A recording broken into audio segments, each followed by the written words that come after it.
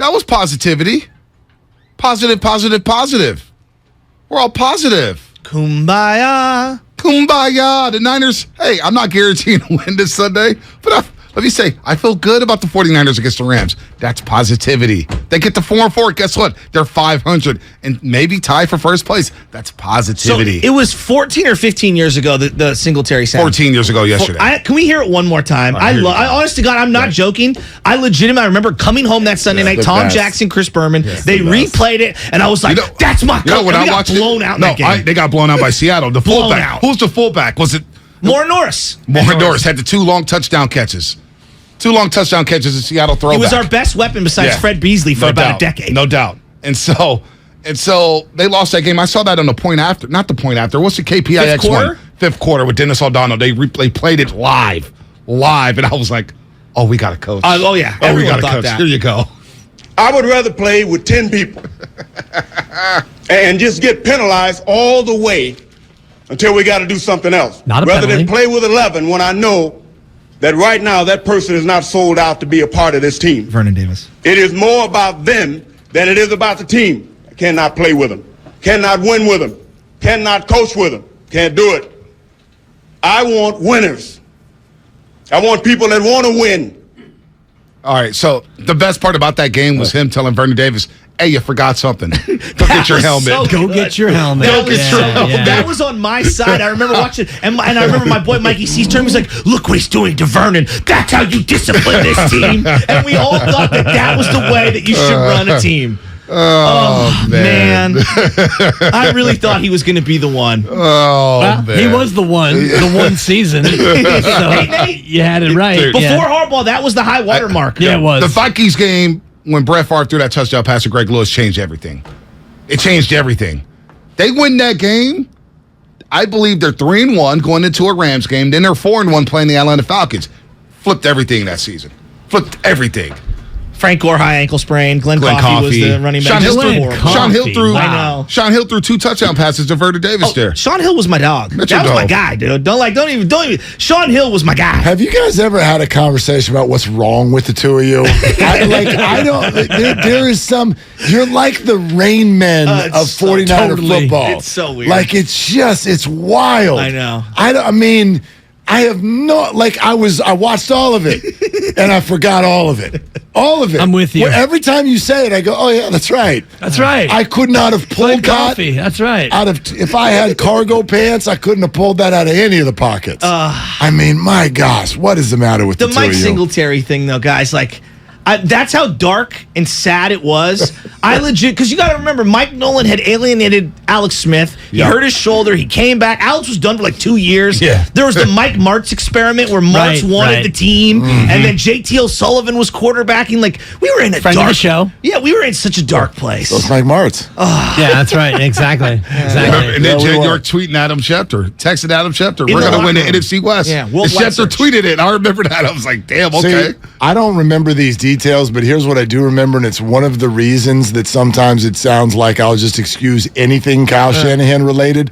I do remember how all this crap felt. Oh, and it's so low. And for 20 years, this organization, outside of Harbaugh, for 20 years, this organization felt like it was a wayward ship. 100%. And it usually does not feel like that now. Well, when I look at that's the Lakers. That's one of the reasons I support Kyle. That's a good point. Yeah. I look at the Lakers right now, and they've got LeBron, right? And that masks everything. Other than that, they're a mom and pop's organization. They're run basically by a sports management team. They run it like still the biggest voice in the room is Jeannie Buss, and she runs the whole thing with a voice in her head, which is her father who's passed away. And so that man, that is a window into why, by the way, because she's isn't she friends with what's his face's wife as well? Who?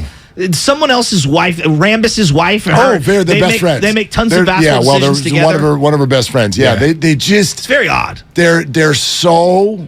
And it's not their fault. If you get to sort of see it from the inside out, I understand why they put their past on a pedestal. Yeah. It is one of the greatest things in sports is the Lakers' past. For sure. But they're still running themselves on it. And you can't win that way. But you can sell tickets that way because L.A. and you know, you've been down there a lot longer than I was down there for 5+ junior years at Cal State Northridge. What a run that was. But L.A. is all about the glitz and the glamour. It was then. It is now. They want winners. Mike Singletary. I want winners. They want winners. But ultimately, if they have a shiny object like LeBron James, they're still going to be drawn to it. They can't help it. Not if they're 0-4. Like there is a line, right? There's a line where you cross where it's like, I mean, it's embarrassing. Yeah. Their organization is embarrassing right now. Anthony Davis did a dunk, hung on the rim, and then you see him coming up lame, and I'm just like, oh my goodness. I mean, they're so bad. They are. I mean, this is why, when we had that conversation at the beginning of the year before ring night, and I loved when Windhorse was on with you guys, like, this is a non-factor. Yeah. Like, I don't care if they're healthy. Bobby Fitts, they're a tough out. They are a beyond non-factor. Those are facts. That's what he said. The Lakers are a tough out? He said you don't want to face them in the playoffs in a short series. Guess what? You won't, so it's all good. And there aren't short series. Check this out. Check this out with the Lakers. They're shooting 33 for 148 on threes this season. That is 22.3% from the three-point line. It's the worst over any 4-game span by any team within a season in NBA history. That's incredible. And LeBron 0-4 for the first time since his rookie year. We're 4 games in, and there have already been just amazingly embarrassing interviews. LeBron James is sitting there going, so we can't shoot, but we got to keep shooting. You hear Pat Bev last night? No, what did he say? Oh, he goes, well, we were shooting 20% coming into the game. We shot 26% tonight, so that's improvement. We're getting better. We're getting better. How about with the straight face? How about the interview with Russell Westbrook? They go to Russell Westbrook and go, how would you assess your performance? That was pretty solid. He was 0 for 11. I know. And he's like, that's pretty solid. At the crib, somebody said, hey, Westbrook, you suck. And he walked back out the tunnel and said, what'd you say? And the fan was like, oh, man, you play hard tonight, Russ. Yeah, I thought so. And I'm like, damn, Russ, just go in the locker room. You've been toe-to-toe with Russ before. I have. I mean, it did not end well. Russ gives you that air of like somebody who might snap. Yes. You know? Yeah, I thought he was going to smack him. I've never had a girl. We'll have to show you. I don't know if you've seen that video with Bonta and Westbrook in the locker room. I'll have to show you off. But I know I know how he treats people. He's rolled his eyes. Wasn't like pushing buttons. Bonta was just trying to be a young journalist. Bonta had the phone out, and he like Westbrook checked him. Did you see it? And Bonta just totally, you can feel him backing up in the audio as he's responding. It's one of the greatest clips of all time. Well, another guy, Tim Bontemps. Awesome. Tim Bontemps in the background's laughing, and Russell Westbrook looked back at him and was like, yo, what? And Bontemps stopped laughing, and another guy asked Westbrook, hey, blah, blah, blah, blah, blah. Westbrook goes, what'd you say, huh? And go, guys, never mind. By the way, he was like, never mind. That whole scene, Mark Spears put his arm around me. Dude, we got to play it again. Mark, you've never heard it? He was in OKC at the time, right? Dude, we played one for the thumb 89 million times. Here it is. Did you see it? What it look like? What it look like? Did anybody touch him? Yes or no? I didn't see the replay yet. Oh, you didn't see it? But why you asking about something you didn't see? I just saw well, then, if you didn't see it, don't ask me a question. Don't ask me dumb question. Obviously, it was intentional. So ask me, was it intentional? Nobody touched me, fell over my leg, tried to hurt me, But hey, that's how it go. That's how it go. Oh my gosh! I didn't see it. Did you see it? Did you see it? So underrated moment. Underrated moment for me was I asked him again. I said, "So what happened during the third quarter when the Warriors went on a 45-14 run?" Right? And he goes, oh, they just made shots. We missed shots. They made shots. And he was rolling his eyes at me. You know how a girl will roll her eyes like, oh, boy, stop playing with me. And then we'll roll their eyes. He rolled his eyes so vicious. I was like, damn. And the whole thing started at this long court with the 95-70 game mic flag. And we're waiting for 50 minutes for this guy, right?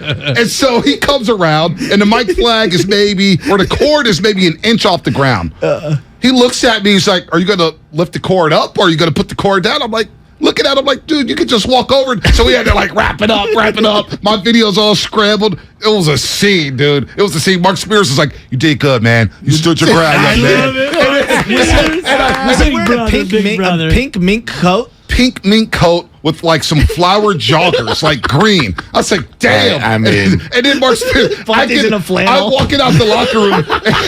You remember when he The used to wear flannel flannels? era. Hey, man. Bonta's flannel days. Hey, your boy was balling on the budget, baby. Your boy was balling on the budget. Frisco swag, right? Butcher Boy is loving this, by the So way. he He's is One loving of the this. best clips ever. No, because Guru and Shasky was doing the show the next morning. I remember listening. okay. We were And laughing Shasky's like, so oh, you hard. know Bonta like it. He was strutting out that locker room. No, your boy was sweating because Nicholas Brown, our former producer, Yeah. goes, hey, Bonta, I just heard you on SportsCenter. He was I'm on like, ESPN. I was like, oh, God. And they had an article with the Q&A. I was like, dear It was God. transcribed perfectly, and it was like reporter asked. I didn't see it. And he went and it's just like in parentheses whimpers. You know what I mean? Like as he's backing up, it's so funny. Dude, somebody asked him. Bonta is laughing. Westbrook looks back at him. Bonta wipes a smile off his face. Somebody else, Fred Katz, who was covering the Oklahoma City Thunder at the time, asked him, and Westbrook was like, "What'd you say?" He goes, "Never mind, right?" And then after the interview, Westbrook goes up to Fred, like, "You know better than ask me that. You know was." So then Paul George and Melo comes. So I asked Paul George the same thing. I doubled down, and Paul George goes, "What did Westbrook just tell you? What did Westbrook just tell y'all? It was dirty. We all know Zaza's dirty. Yada yada yada." Oh, Zaza. And I get to the media center, and Marcus Thompson, "Oh, it was him. He was the one asking Westbrook." And of course, these guys ran with it. One of my most embarrassing moments. But I got to say, my former co-host at the time had my back. You did good, young man. You held your ground. You earned your But stripes. to this day, He did. true story. Go ask Whitley Sandretto. We saw Westbrook on Christmas when he played for the Rockets. I'm walking. He's coming off the court from warm-ups, and he kind of looked over and he did a double take and looked me up and down. And Whitley goes, "He totally remembers who you are." And that day they lost on Christmas. Oh, hell yes. That was the win of the year, though. That was Yes. the win of the year. Win of the and year. Westbrook left the locker room, right? Because I think he got ejected that game. Yes. And so we're waiting for Westbrook, the PR lady for the Rockets. Westbrook will not be speaking. Then he comes out of nowhere. He's like, "All right, what y'all got?" And of course he goes and does a Westbrook thing. That was the Eric Pascal game. The Eric Pascal Draymond The game. one game, remember? Yeah, wow. Man. What a Christmas. What a lost What a year. Christmas. No, of course he remembers Why was you. I even at that game? Of course he remembers you. I mean, this is somebody, like, go back to ring night last week. This is a guy who is playing just embarrassing basketball for $47 million. And then when he breaks through down 20 to lay a ball in, he walks almost halfway up the stands to like pound his chest and yell at people who are just sort of getting back from getting popcorn. Like Russ, no one's challenging you, but that's the way he looks at everything. Yeah. He doesn't treat people nicely. My least favorite NBA season was when that dude won the MVP. So he came in that year Because I was like, stop getting so wrapped up in empty numbers. He's not good. No, you're right. But like he came in, I remember OKC came into Golden State. It was at Oakland, and Kevin Durant was playing obviously on the team, and it was after the cupcake thing, right? Yeah, it was after they came here. And I remember he showed up, and me and my niece went to the game. We got there super early, and he is like a WWE, like Hulkamania, like sticking the ear out to the crowd as he's doing his pregame warm-ups, and I was like, this is the most entertaining pregame I've ever seen in my life. No, I'm not kidding. It was amazing. Because he's always dancing on the he's sideline, dancing. stuff like People that. were booing him, and then when he hit a shot, we boo, and then when he'd miss, everyone's cheering, and he's like, yeah, louder. Like, he's insane. He got kicked out of that game. Dude, he scored like 21 in the first quarter one game against the Warriors. He was lighting up Patrick McCaw, lighting him up.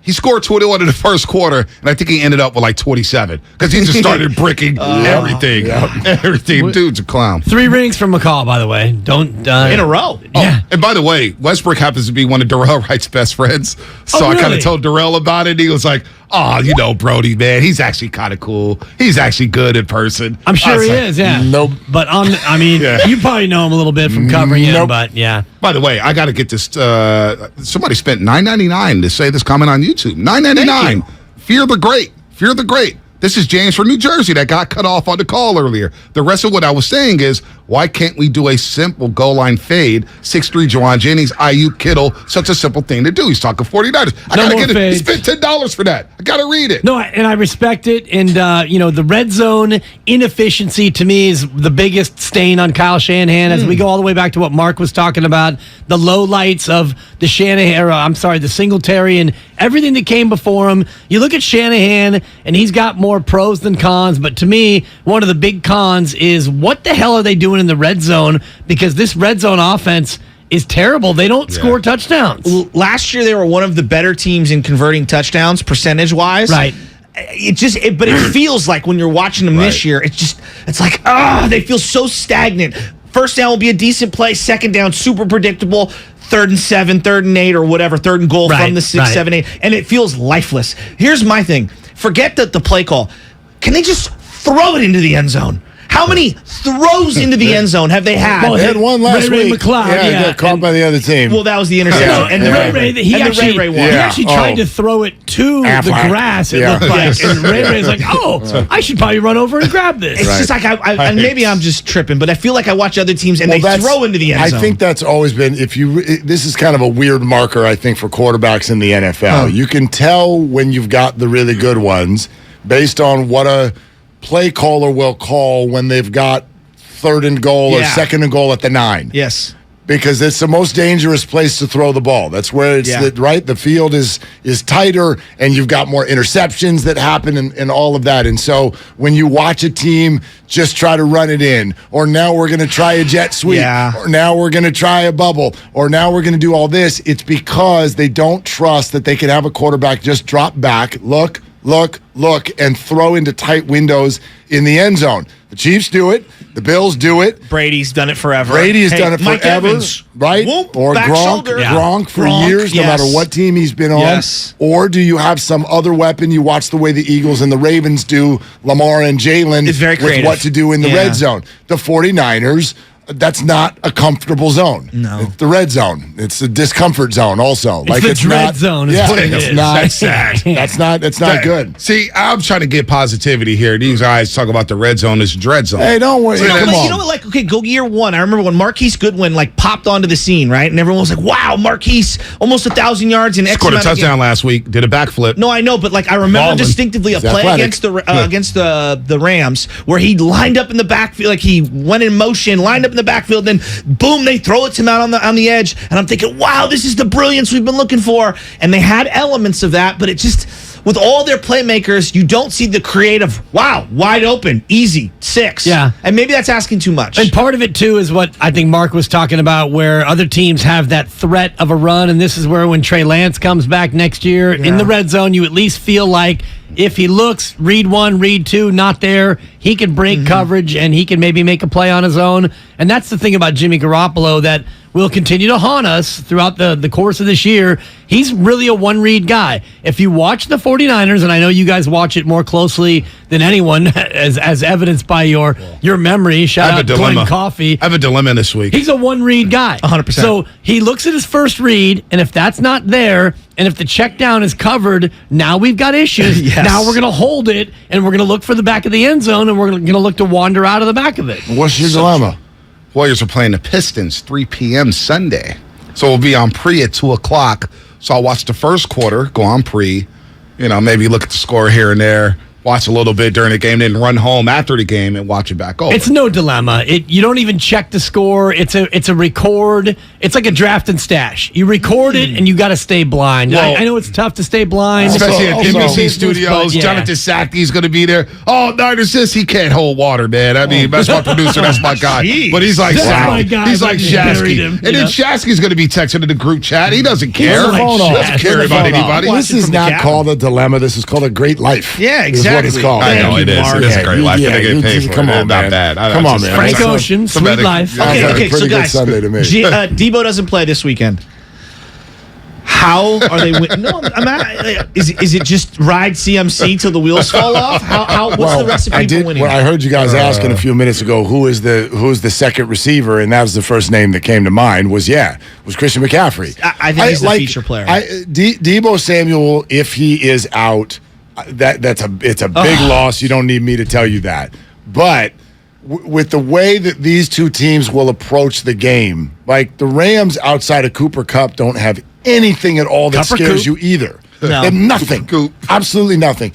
Both teams are a little bit compromised on the offensive line. The 49ers is actually a better offensive line than the Rams' offensive line. No one's going to play this game 30, 40 yards downfield. Both of these teams are going to do the same darn thing. Van Jefferson, though, may be back. He takes the top off the defense. Yep, he can. Cooper Kupp can go deep, too. Well, and is Ward, able to not let people run right by him? All that stuff is going to be the question. But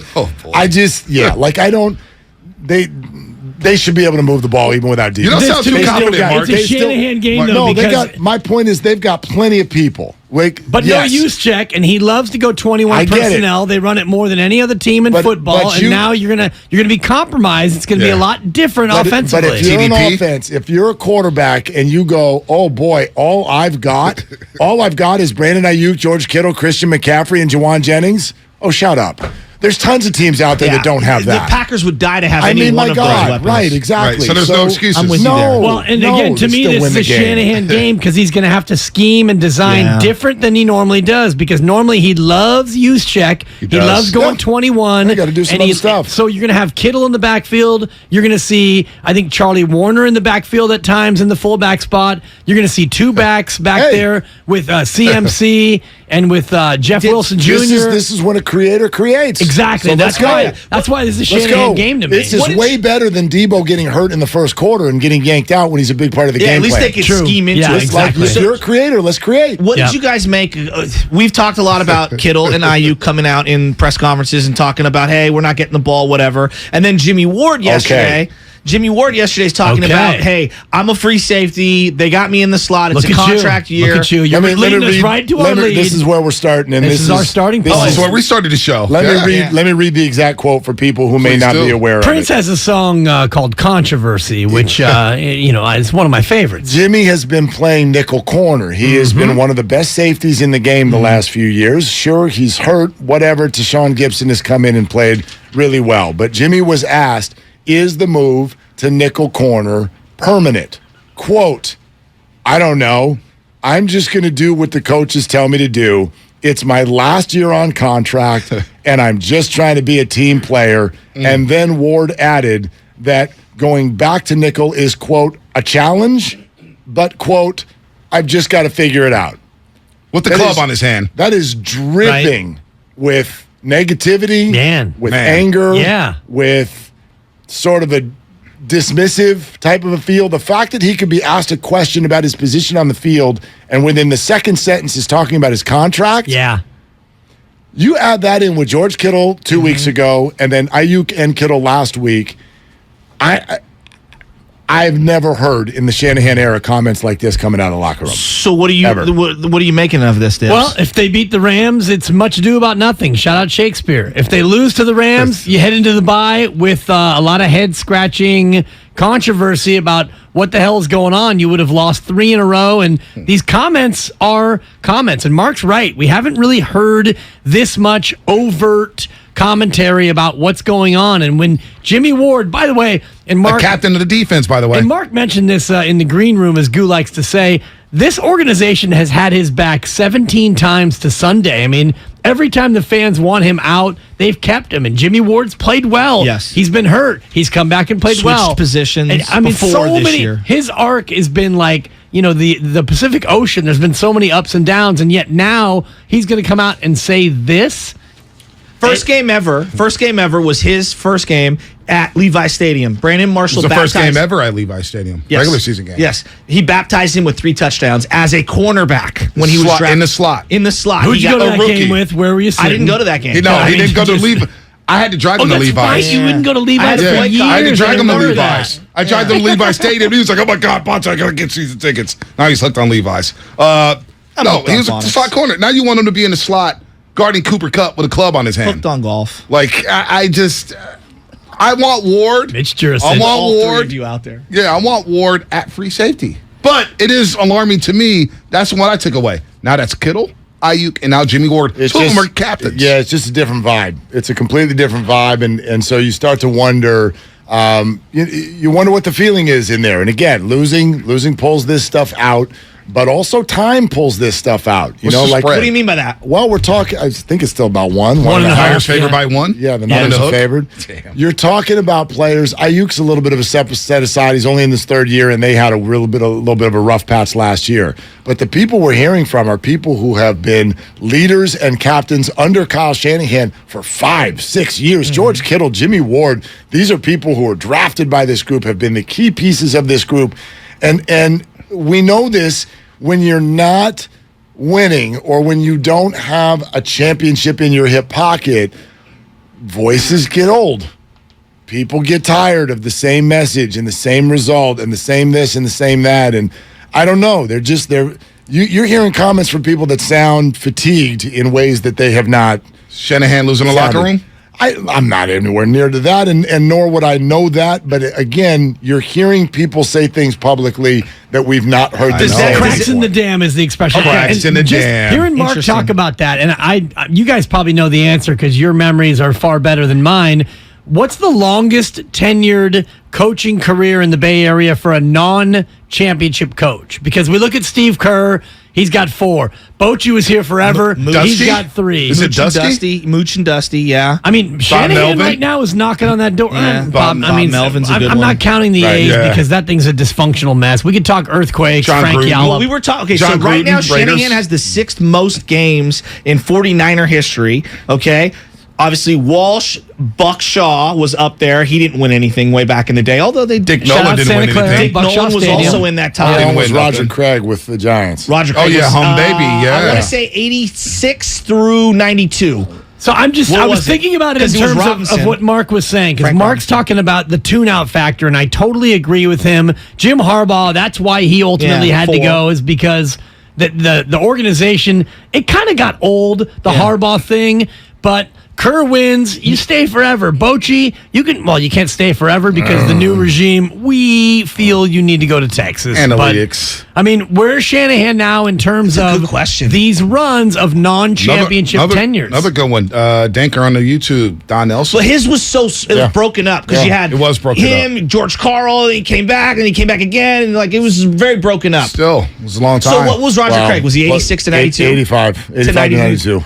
Dusty coached the first year. Yeah. Dusty coached the first year in 93 when they won 103 games. Yes, him. So Dusty was a long time. Long time. Right. I'm just thinking in terms of, I guess, modern times, the last 25 years now as we look at it. I've been asking this 6 years now. I think it's as simple as this word, whether, what cracks in the dam. There's frustration that I don't think that they've felt at any other point of these 6 years because the first half of the Shanahan regime was just building. You're just building. Then you get to 2019, and it's like, okay, we're there. We've arrived. We didn't get over the mountain, but we're here. And then 2020, you've always had a reason since then. 2020, okay, he's hurt. Bosa, right? Garoppolo, Then you come back, and then even with what they go through last year, boom, they rally. They get to the NFC title game. This is as far away as they've felt since they arrived, while also being healthy at the quarterback position, which I say sort of. Well, because we know this has been a unique quarterback year as well. But you get what I'm saying? No, I do. At no other point in the last 4 years has Jimmy Garoppolo been healthy and the 49ers have felt further away from the Super Bowl. I agree with that statement. The other thing I keep thinking about is certain guys run their course on your team, right? It's like Andy Reid has done a really good job siphoning off guys off that roster, and there's only a couple of guys that have held over from that Super Bowl win just a couple of years ago on that offensive side of the ball. I don't know. That's a good man. All right, we got to run real quick, but PointsBet Sportsbook is paying out people who bet the under on the Lakers win total. Lakers suck right now, so we're paying out everyone who bet under 44.5 and under 45.5 wins for them this season. PointsBet Sportsbook paying out the under on the Lakers win total. Already. And by the way, we're selling amazing. Gear. By the way, we got merch. What? Yeah. 957thegameshop.com. We'll tell everybody about that too. And also, by the way, Mike Silver at 10 and Randy Miller, who wrote that article about Aaron Judge and the Giants, is doubling down on it, and he's joining us in an hour. Oh, can't wait to listen. Willard and Dibs coming up till high noon. Have a good day, everybody.